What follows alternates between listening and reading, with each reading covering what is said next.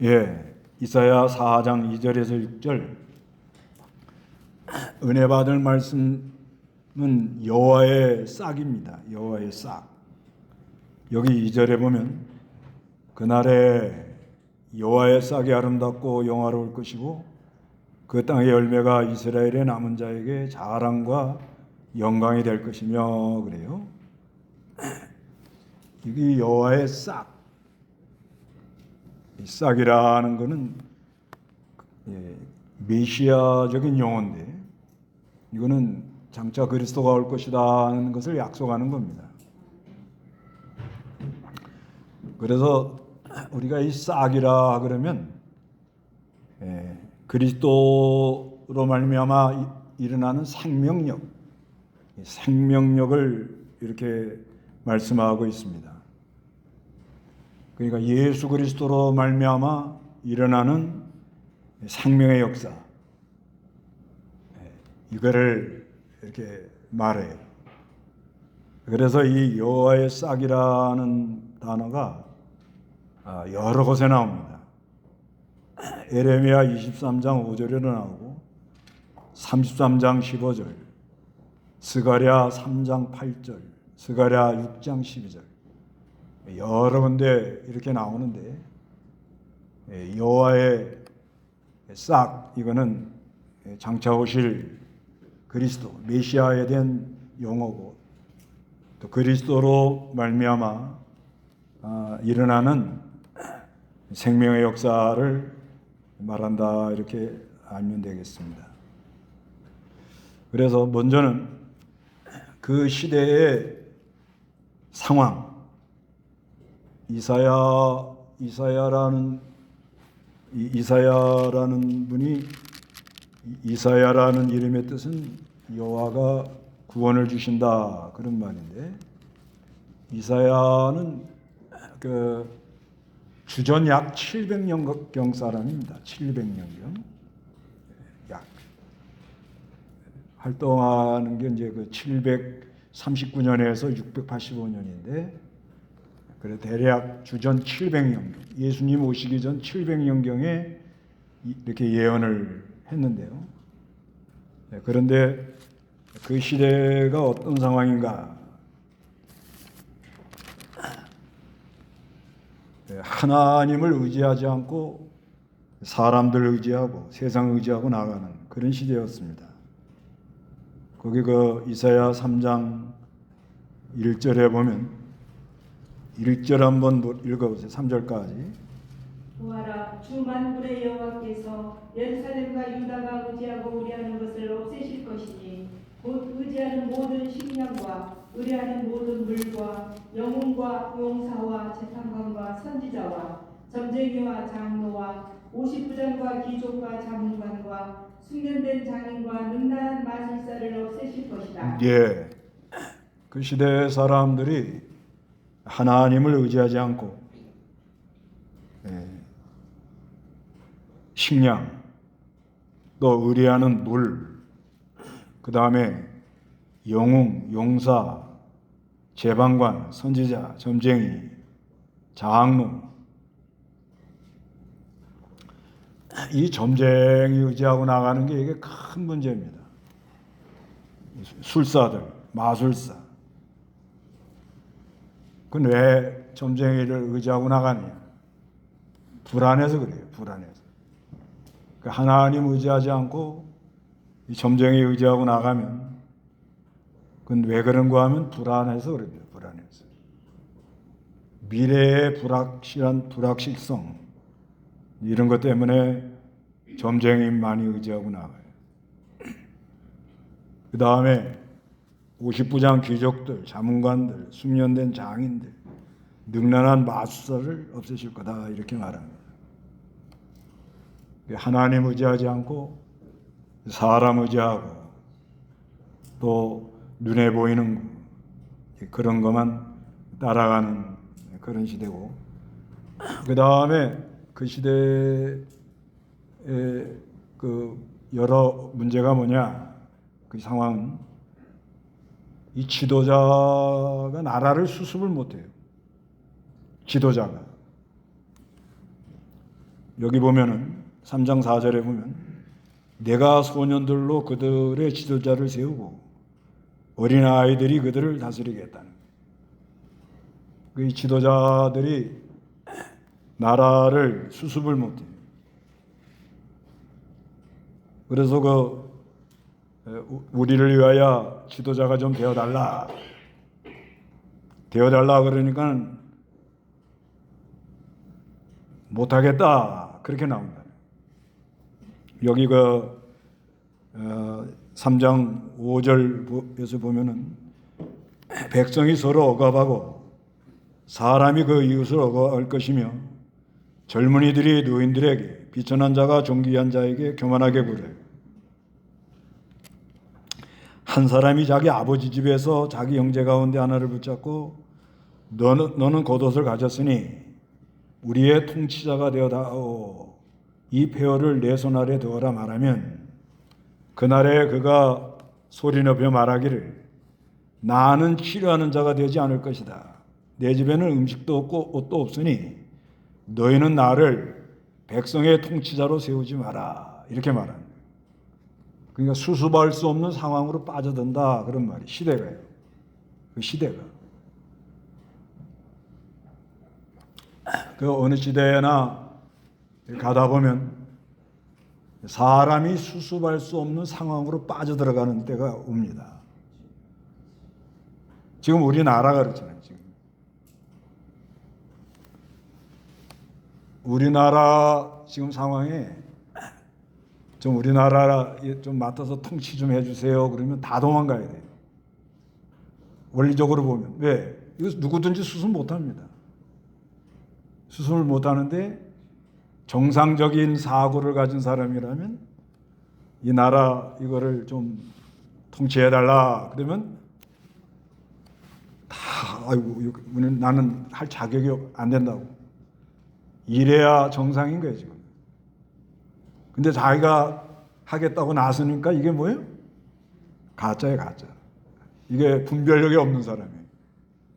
지금 이런 상황에서 이게 어떤 좀 헤게모니, 이 세력에 의해서 자기가 당한단 말이에요. 누구든지 이거 당하도록 그렇게 되어 있는 상황이. 근데 이거를 자기가 해결하겠다고 나서면은 그게 정상이냔 말이에요.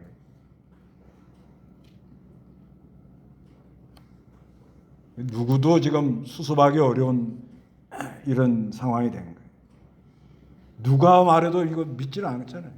법을 갖다 내려대도 그저 아전인수라고 그래요. 자기 유리한 쪽으로 다 해석을 해버리죠.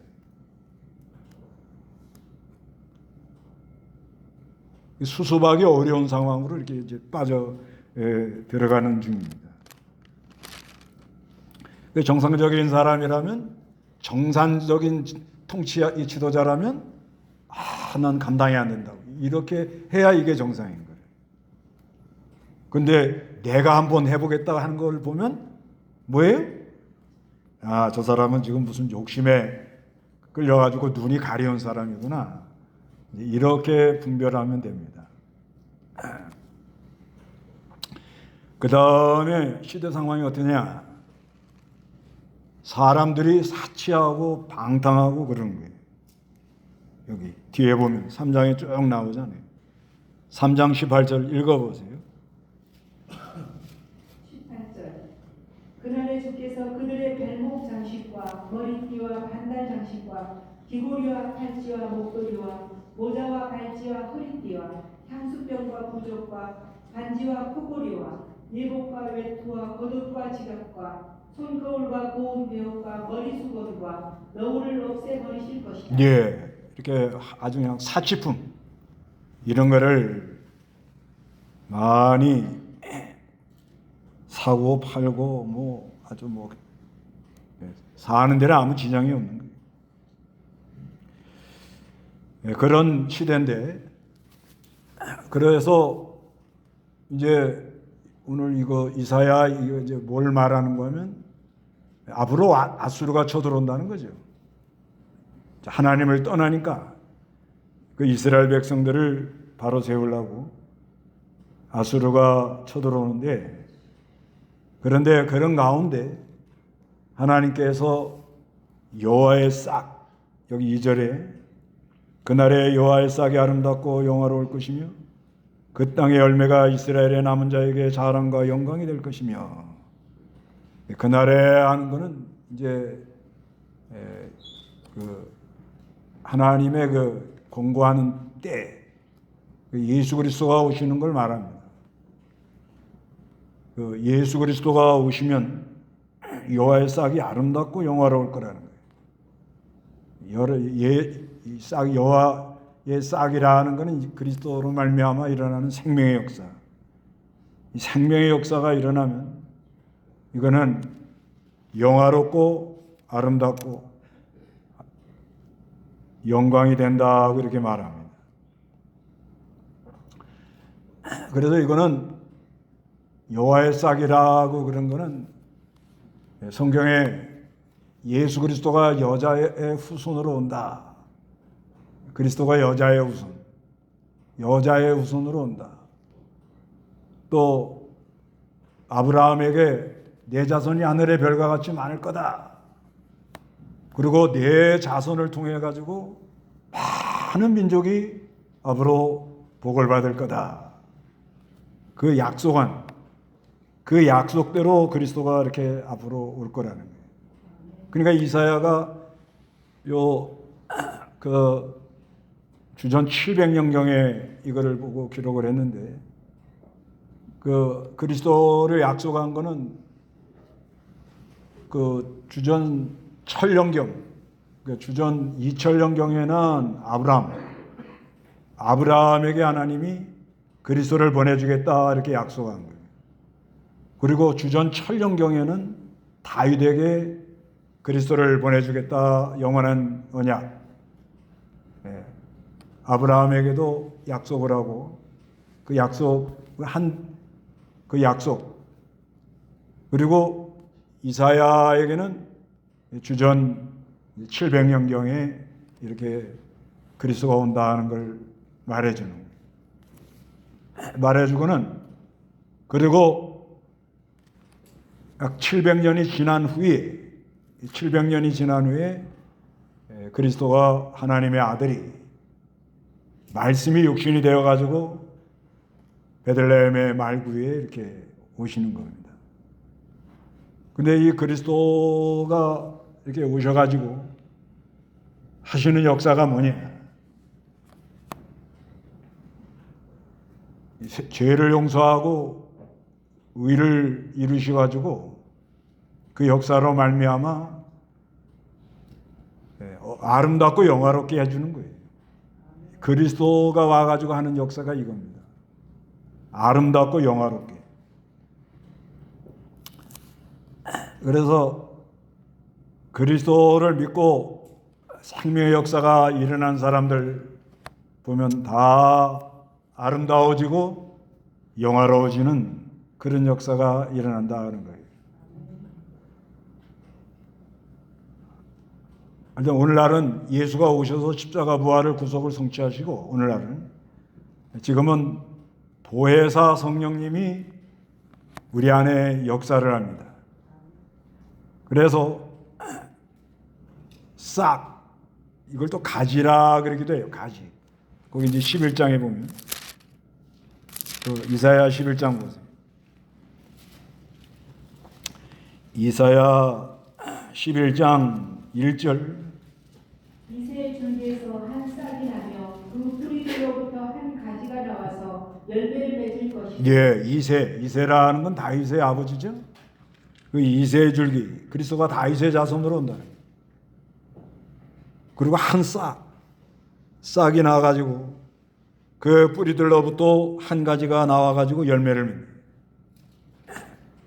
그 그리스도가 다윗의 자손으로 와가지고 이 싹, 또 줄기, 생명력,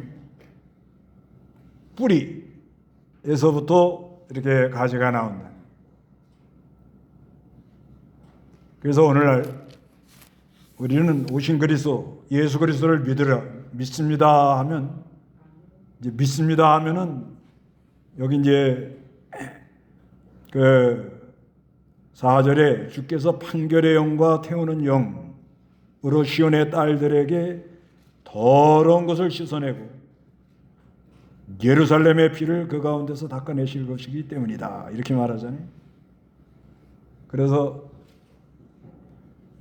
믿습니다 그러면은 판결의 영이라는 거는 이거는 심판하는 걸 가리켜요. 이건 성령인데 성령님이 와서 역사를 하면 우리 죄가 뭐다는 것을 깨닫게 해줘요. 자기 죄가 깨달아져야 돼요. 깨달아져야 그래야 그리스도를 의뢰하고 그래야 사제헌청 칭의헌청으로 의롭다고 나가서 깨끗해지는 그런 역사가 일어나는 거예요.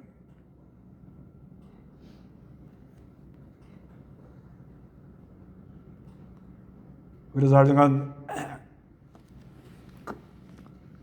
그리스도의 성령이 역사하면 죄가 깨달아지는 큰 은혜가 있어요.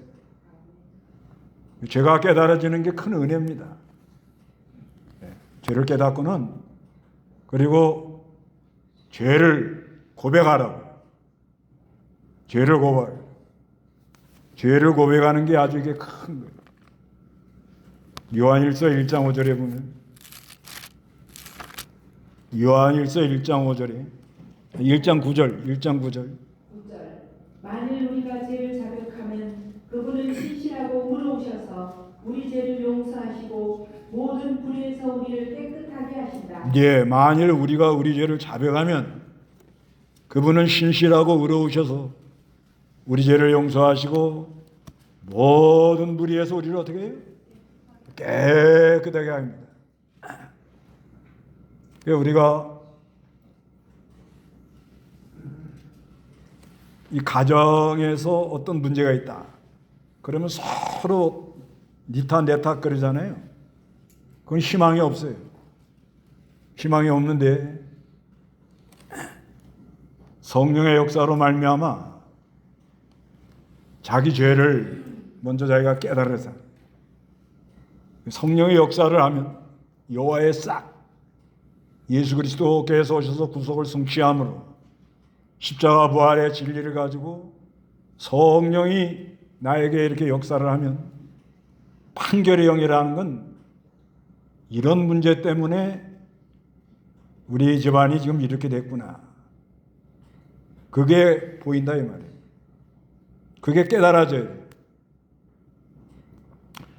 그리고 또 내가 섬기는 교회 안에 어떤 문제가 일어나면 서로 네가 잘했냐 내가 잘했냐 탓하면 안 됩니다. 그건 희망이 없어요.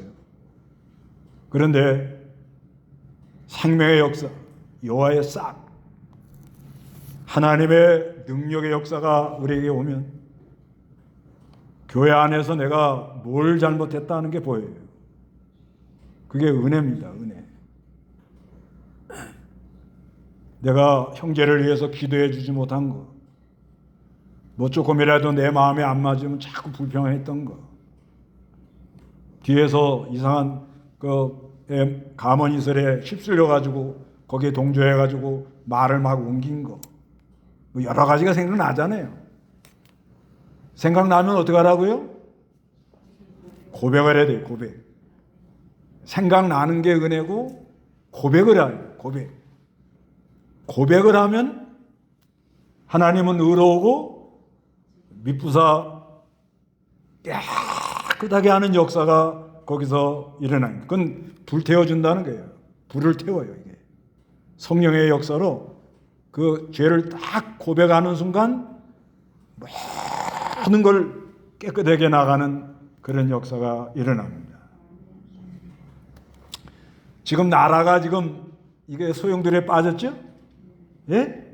그러면 이 원리를 적용하면 누구 때문에 그런다면 그건 희망이 없어요. 절대 누구 때문에 그러지 말라고요. 그러지 말고 나라가 우리가 대한민국이라는 나라 살지요. 그러니까 우리가 타고 있는 배가 지금 어떻게 해요? 좌초되게 생겼잖아요. 그죠? 그러면 배가 좌초가 되면은 어떻게 우파는 살고 좌파만 살아요? 아니요. 우파는 죽고 좌파만 살아요? 안 그래요. 배가 침몰하면요. 예? 좌파는 물에 빠져 죽고 우파는 살아요? 그렇지 않습니다. 배가 침몰하면 거기 있는 사람 다 죽는 거예요.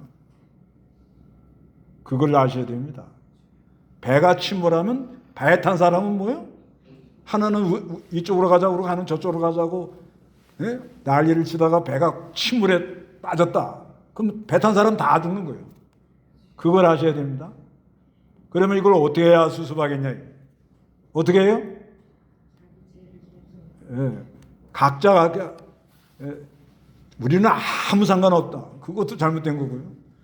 저 지금 위에서 일어나는 사람들 이렇게 옳다 저쪽에 옳다 그런 자체 그런 사고를 버려야 됩니다. 그건 하나님 믿는 사람들의 사고는 그렇게 하면 안 돼요. 나라가 이렇게 된 거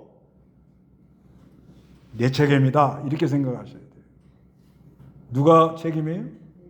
네, 내 책임이다. 뭐가 이렇게 책임이 있습니까?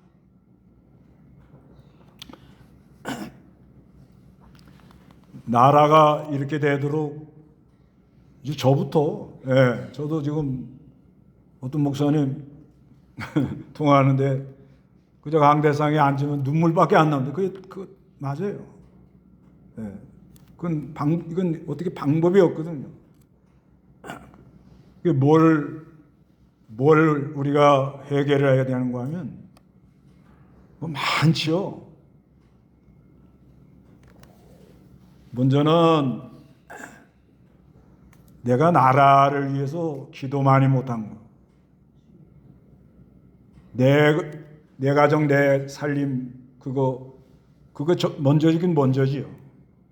근데 거기에 너무 해가지고 나라에 대해서 기도를 많이 못한 거.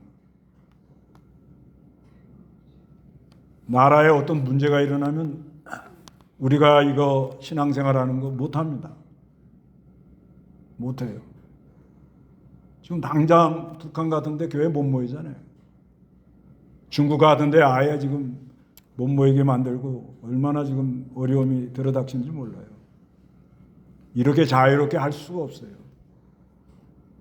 그 나라를 위해서 기도 못한 그런 거. 그 다음에 하나님이 세운 지도자에 대해서 함부로 하는 거. 그 출애굽기 22장 보세요.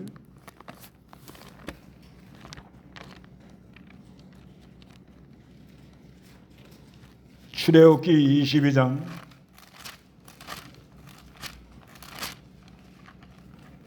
28절 하나님을 욕하지 말고 내 백성의 지도자를 저주하지 마라. 예, 하나님을 욕하지 말고 내 백성의 지도자를 어떻게 저주하지 마라 이렇게 말씀합니다. 일단 하나님이 세웠으면 저주하지 말고 잘못할 수도 있습니다. 잘못한 거는 잘못됐다 이렇게 하지만 잘 하라고 이렇게 기도해 줘야 되는데 우리가 그런 걸 못하고 그 다음에 진짜 이게 회개할 게 뭐냐? 이건 저에게 하는 말인데 진짜 예수를 믿는다 그래도 예수님의 생명의 능력의 역사로 내가 예수를 따라갔나? 이게 진짜 회개가 나와요.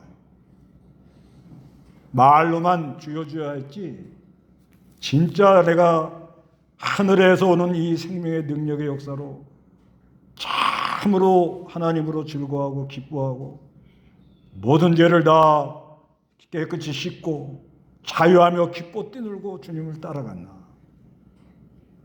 말로만 믿는다 그러지. 오늘날 이런 걸 생각해 볼 때 참 하나님 앞에 죄송하는 게 너무 많아요. 그러다 보니까 나라가 이렇게 된 거예요. 누구라도 이건 우리는 잘했는데 왜 이러냐 이렇게 말하면 안 됩니다. 이건 저에게 하는 말이에요. 제가 이렇게 가서 앉아 있어 보면 나라가 이렇게 됐을 때 목사로서 나는 책임 없다 이렇게 하면 안 되잖아요. 진짜 나라를 위해서 내가 기도하고 그 지도자에 대하여 그래도 좀 뭐 잘못하는 게 있겠죠. 그 사람도 사람인데. 그런데 함부로 말하고 그 다음에 참으로 내가 예수 그리스도의 생명의 능력의 역사로 죄사함과 의롭다 하심을 입어 영의 자유를 누리고 기뻐 뛰놀며 믿는 일을 내가 했는가? 한번 생각해 보면 좀 하나님 앞에 너무너무 죄송한 것뿐이에요. 우리가 이걸 좀 한번 돌이켜 봐야 됩니다. 돌이켜 봐야 돼요. 그래서 여호와의 싹 예수 그리스도로 말미암아 일어나는 생명의 능력의 역사가 일어나면 하여튼 하나님이 아름답고 영광스럽게 만들어주는 건 확실한 거예요. 아니 은혜 받은 사람 얼굴이 다르잖아요.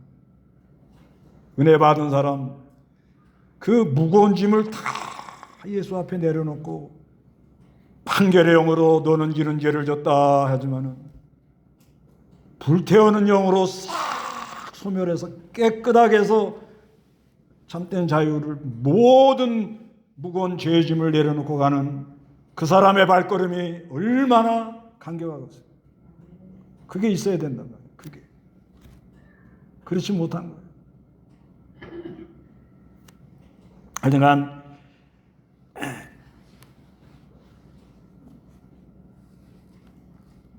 여기 그 5장에는 뭐라고 그런가 하면요. 포도원의 노래를 하면서 포도는 오늘날 교회를 가리켜요. 교회를 가리키는데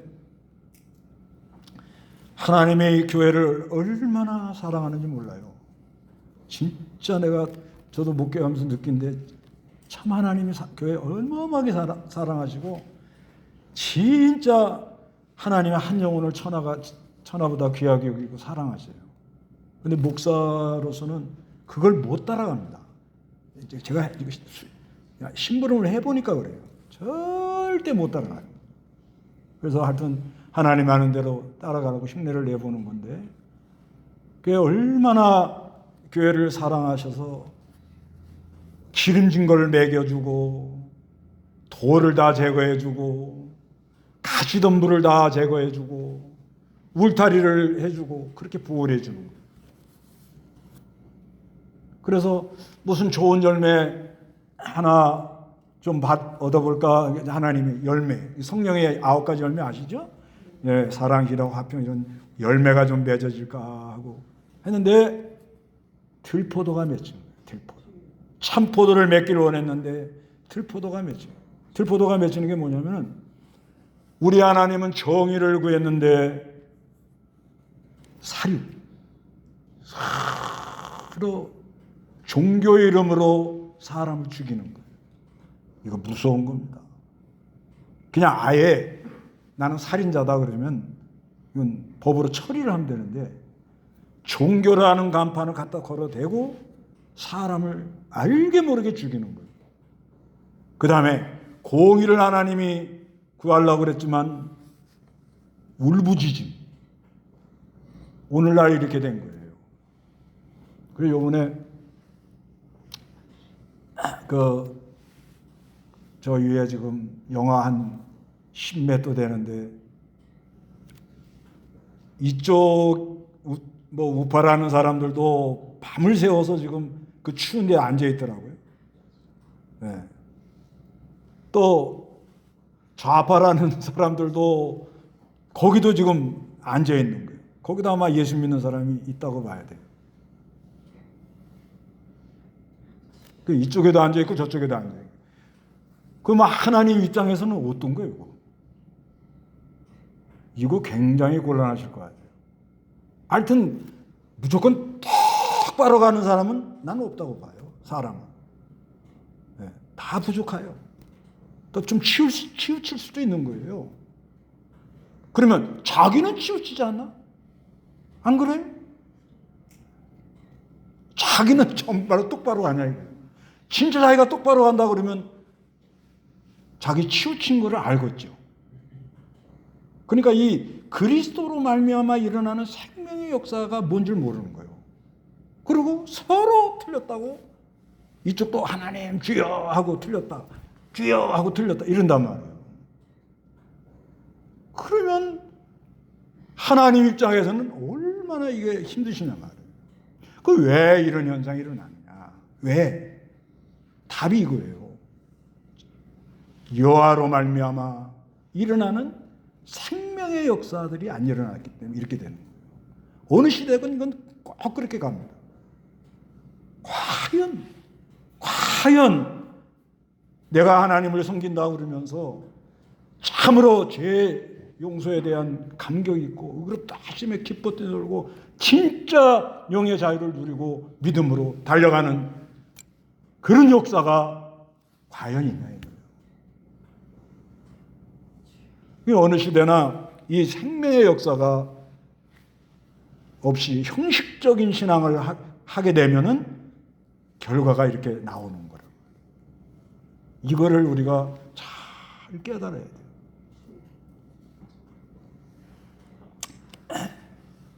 그러나 하나님은 그래도 그 백성을 안 버린다는 거예요.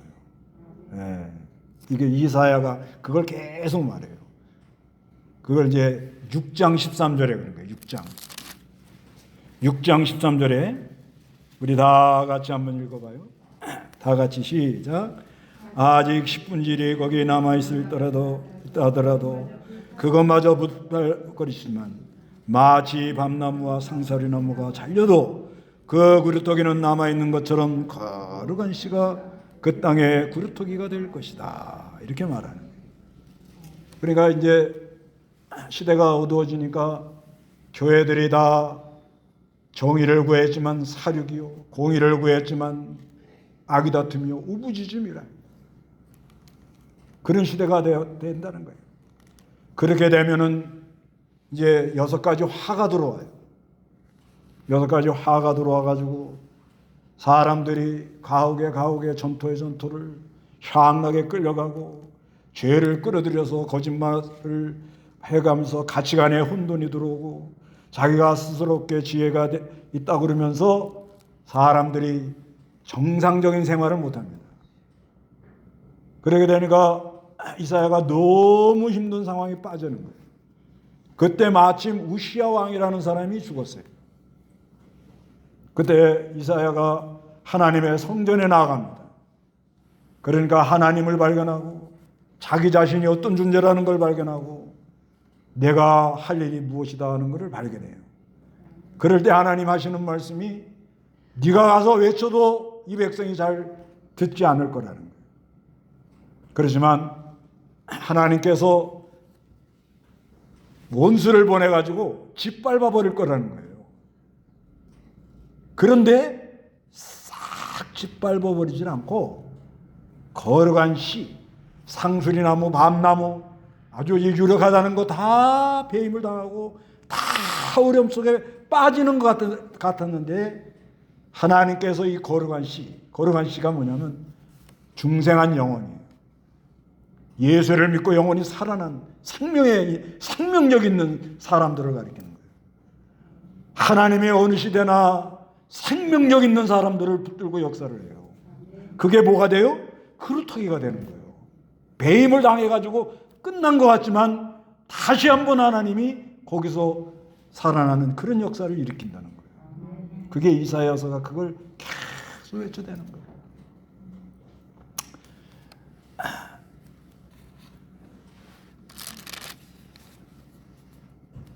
예, 이 여호와의 싹, 참 이 단어만 한마디만 들어도 흥분이 되고 얼마나 힘이 나는지 몰라요. 싹. 봄에 싹이 나잖아요. 그때 어때요, 마음이? 막 생동감이 있잖아요. 어떤 아이가 아주 예의 바르하고 하면은 뭐라고 그래요? 싹수가 있다. 예? 그러잖아요. 그 싹. 이게 참 이걸 싹이라 하기도 하고 가지라 하기도 하고 이렇게 표현이 조금씩은 달라요. 근데 싹이라는 이 단어가 너무너무 우리에게 생동감을 준단 말이에요. 그냥 기도가 안 되면 여호와의 싹 할 때 웃으면서 어떻게 여호와의 너무 내가 힘들다 그럴 때도 뭐 여호와의 싹 웃으면서 너무 힘들어. 하여튼 너무 힘든 상황이 온다 할지라도 나라가 이렇게 힘든 길을 걸어간다 할지라도 참으로 여호와의 싹 그리스도로 말미암아 일어나는 이 생명의 역사가 일어나는 사람들이 있어야 돼요. 이게 안 돼서 문제인 거예요. 문제는 이게 안 된다. 이거 만만치 않아요. 이 여호와라는 싹이라는 이 설교를 하려면요 목사 자체가 속에 뭐가 일어나야 돼요. 생명의 역사가 일어나지 않으면 이 설교 못해요. 못합니다. 이거 설교 이 싹 생명의 역사가 일어나지 않는데 여호와의 싹 해봤자 뭐예요 이거.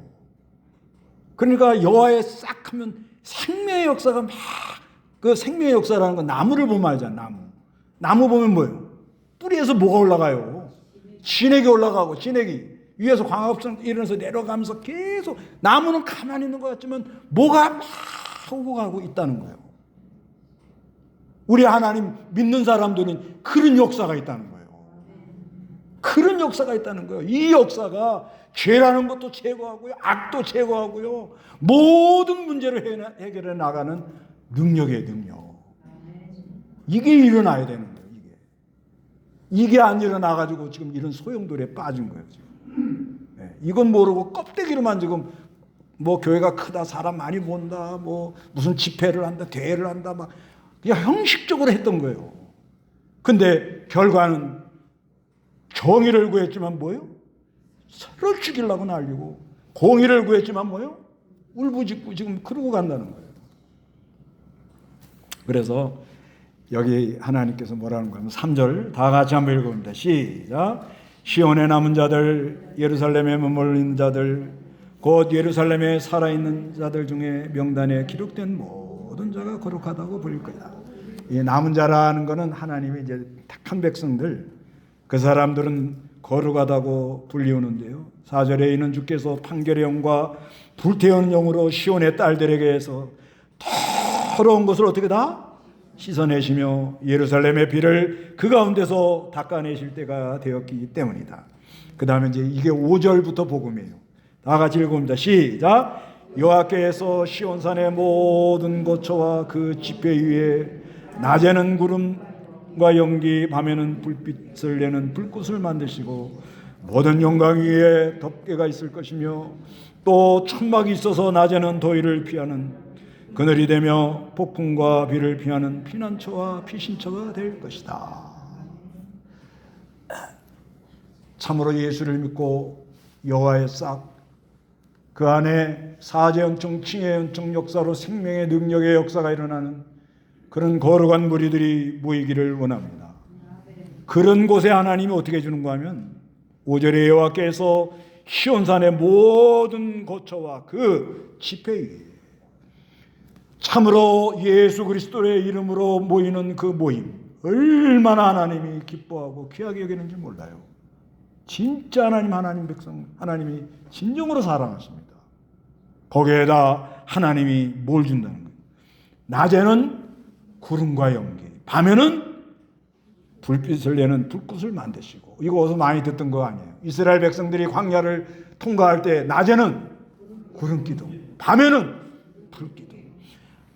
아무리 희망이 없는 이런 상황이 온다 할지라도 여호와의 싹, 예수 그리스도를 믿고 생명의 능력의 역사를 힘입어 믿음으로 나가는 그런 거룩한 무리가 있는 곳에 하나님이 낮에는 구름 기둥, 은혜로 함께한다 이거예요. 밤에는 불 기둥으로 인도하고 보호를 해준다는 거예요. 그 모든 영광 위에 뭐가 있어요? 덮개가 있대. 덮개. 어마어마한 거예요. 어마한 거예요. 우리가 이렇게 모임이 있는 이 모임 위에 뭐가 있다고요? 영광에 어때요? 덮개가 있는 것 같아요? 다 걷어버린 것 같아요? 아니, 우리 여기 지금 우리 여기 모여 있는 우리 서로 그리스도 안에서 지체예요. 우리는 있는데 다른 데는 없다. 그러면 또 안 됩니다. 그건 소경들이요. 거기도 하나님의 영광의 덮개가 있기를 바랍니다. 축복을 해야 돼. 축복을 하는데 과연 우리 교회 내가 앉아 있는 여기에 우리 하나님의 영광의 덮개가 덮여 있는 것 같아요? 잘 생각하고 아멘 하셔야 돼요. 그러면 여러분 집에 하나님의 영광의 덮개가 덮여 있을 것 같아요? 점점 소리가 좀 지지고 볶는 집 없어요? 예? 안 볼까요? 그러면 우리나라에 하나님의 영광의 덮개가 덮여 있을 것 같아요? 저 광화문 여의도에 하나님의 영광의 덮개가 덮여 있을 것 같아요? 모르죠. 그러면 우리나라에 영광의 덮개가 있는지 없는지 잘 모르는 상태에서 우리 교회만 영광의 덮개가 덮어 있다 이렇게 말하면 되겠어요? 자가당착이지. 이거 아주 심각한 문제인 거예요, 사실상. 이게 스스로 신앙이 착각하면 안 된다는 거예요. 그래도 소망을 가지세요. 네. 뭐예요? 싹수가 있어야 돼. 뭐가 있어야 돼요? 네, 싹수가 있어요, 사람이. 그런 자에게는 하나님이 영광스럽고 아름답게 만드시고 하나님이 붙들어 주시면서 낮에는 구름 기둥, 밤에는 불 기둥, 영광의 덮개로 덮으신다 이렇게 말씀합니다. 그래서 또 천막의 낮에는 더위를 피하게 하고 그늘이 되며 폭풍과 비를 피하는 피난처와 피신처가 될 것이다. 여기서 중요한 건 뭐예요? 하나님 품 안에 피난처로 간다는 거예요. 지금 이 어려운 때에 하나님을 피난처 삼아서 하나님께로 피하는 귀한 은혜들이 있으시기 바랍니다. 다 같이 기도하겠습니다.